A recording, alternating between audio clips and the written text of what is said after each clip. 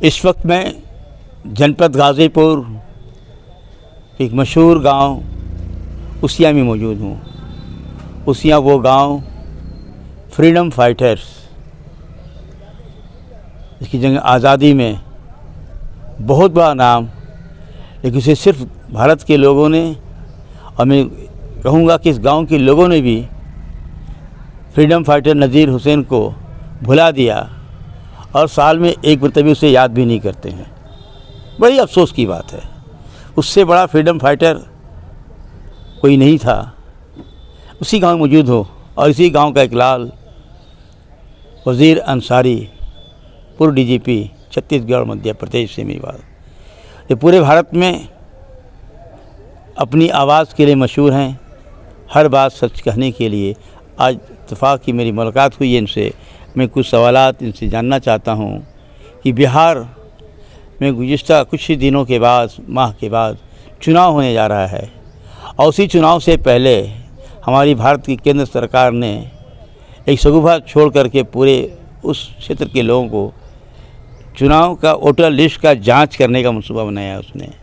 इसके ज़रिए से एक तीर दो शिकार क्या करना चाहती है, मैं आपसे जानना चाहता हूँ।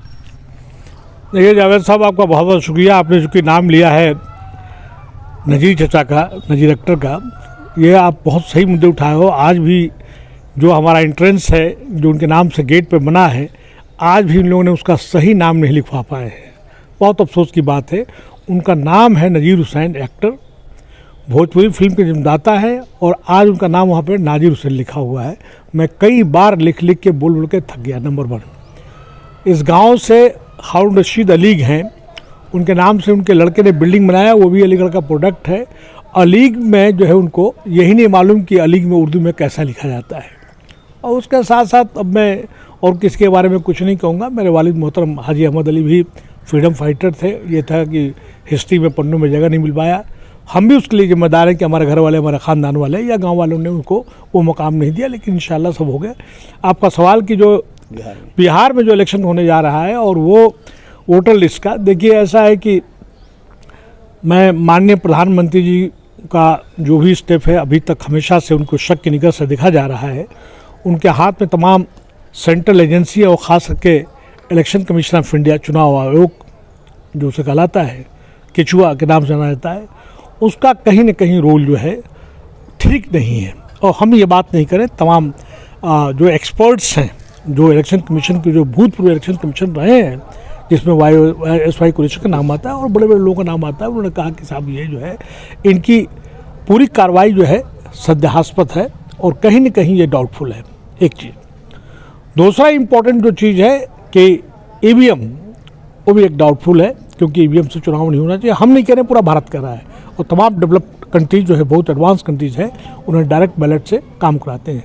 आपका मुद्दा जो है कहीं न कहीं एक विशेष वर्ग को जो है टारगेट करके उनको जो है वोटर लिस्ट से उनका नाम निकालना, और जो कुछ हुआ, जैसे महाराष्ट्र में हुआ, आप देखिए कि रातों रात किस तरह से वोटर लिस्ट में नाम बढ़ गए 6 महीने के अंदर, गैप के अंदर।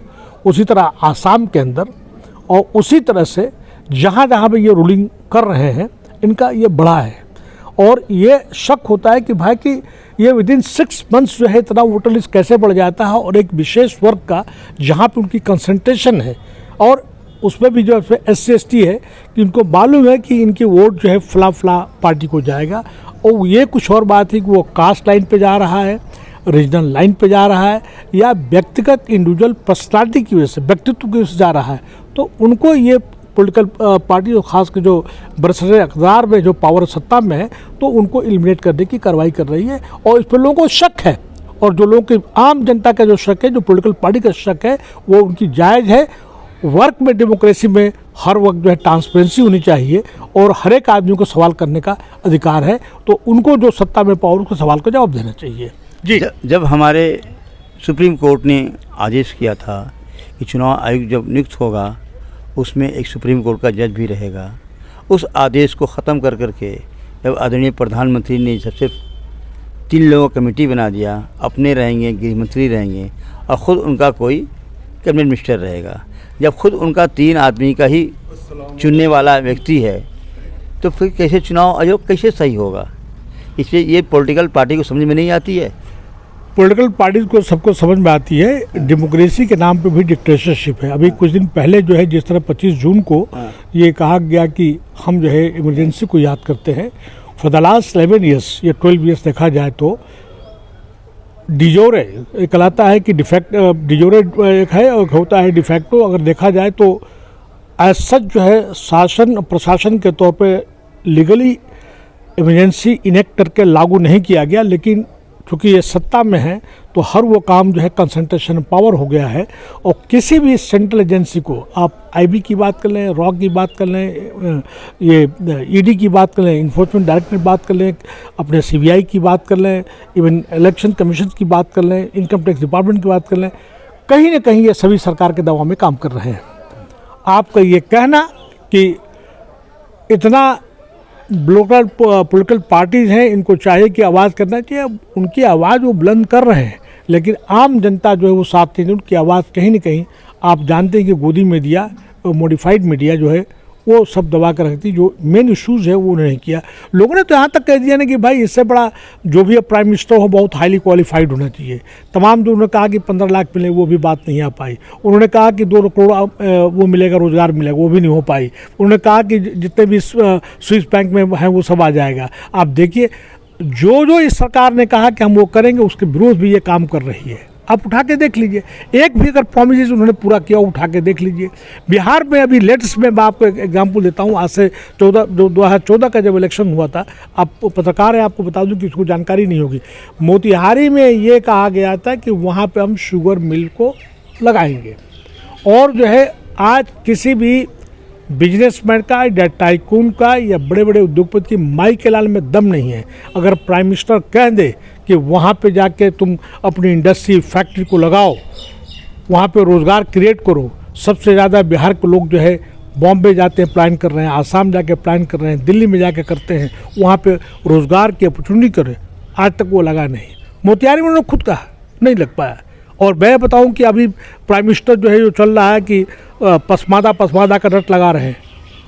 बतख मियां अंसारी को परिवार को आज तक उसको 35 जगह ज़मीन नहीं मिल पाया, जो 1950 पे बाबू राजेंद्र प्रसाद ने उनको ऑर्डर किया था। तो कहने में और करने में, कथनी और करने में बहुत का फ़र्क है। और जो आप ये मेन जो सेंट्रल पॉइंट जो आप बात कर रहे हैं कि वोटर लिस्ट की रिवीजन की बात कर रहे हैं, उनको वेरीफाई की बात कर रहे हैं, भाई वेरीफाई तो बात करो, लेकिन आज से 50 साल पहले या 100 साल पहले अगर मान ली कि बिफोर 75 की बात, अगर आदमी अगर 55-60 साल का है, उसके पास आधार कार्ड कह लीजिए, उसका नाम की गलती की बात कर लीजिए, तमाम की गलतियां हैं, वो मिलना बहुत मुश्किल है। भाई हम लोग तो सेंट्रल सर्विसेज में हैं या हम लोग पढ़े लिखे लोग हैं तो अपने आधार कार्ड बना लिया, हमारे मालूम है कि भाई हमारी बाप दादा कौन है, लेकिन उनका डेट ऑफ बर्थ थोड़ी के लिखा गया है, किसी का डेट ऑफ बर्थ है ही नहीं। मेरा डेट ऑफ बर्थ जो है असली लोग बताते हैं, फादर की डायरी से कि भाई 55 के बॉर्न है, लेकिन सर्टिफिकेट में कुछ और लिखा हुआ है, और लोग ऐसे करते थे।